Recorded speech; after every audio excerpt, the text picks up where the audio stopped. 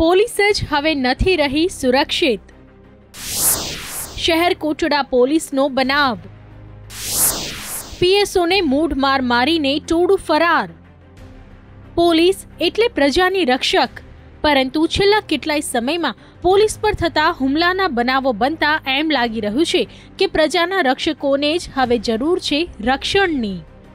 Police પર હુમલાનો વધુ એક બનાવ શહેરના શહેર કોટડા પોલીસ સ્ટેશનમાં બન્યો છે.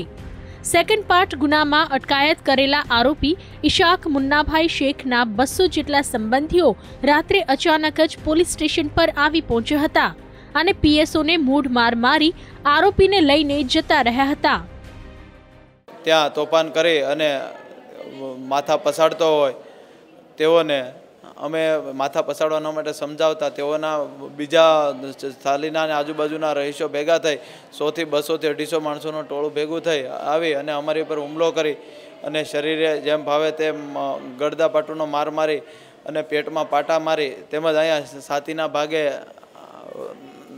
નખ બેસાડી અને પીઠના પાછળના ભાગે અને જેમ ભાવે તેમ મારી વાળ ખેંચી અને આરોપીને લઈને જતા રહેલ છે. પીએસઓ રાજુભાઈનું કહેવું છે કે આ આરોપીએ પણ પોલીસ સ્ટેશનમાં ધમાલ મચાવી હતી. જો કે મૂઢ માર મારતા પોલીસ જવાનને તાત્કાલિક સારવાર માટે શારદાબેન હોસ્પિટલમાં ખસેડવામાં આવ્યો હતો, જેને છાતી, પેટ અને કમરના ભાગે ગળદા પાટુનો માર મારવામાં આવ્યો છે. ઇશાક મુન્નાભાઈ શેખ નામનો આરોપી ઈંટવાડી ચાલીનો રહેવાસી છે. મારામારીના ગુનામાં જ લાવ્યા હતા. અગાઉ ગુનો દાખલ થયેલો છે એના પર શહેર કોટડા સેકન્ડ પાર્ટ. એ સેકન્ડ પાર્ટના ગુનાની અંદર એને એરેસ્ટ કરેલો છે.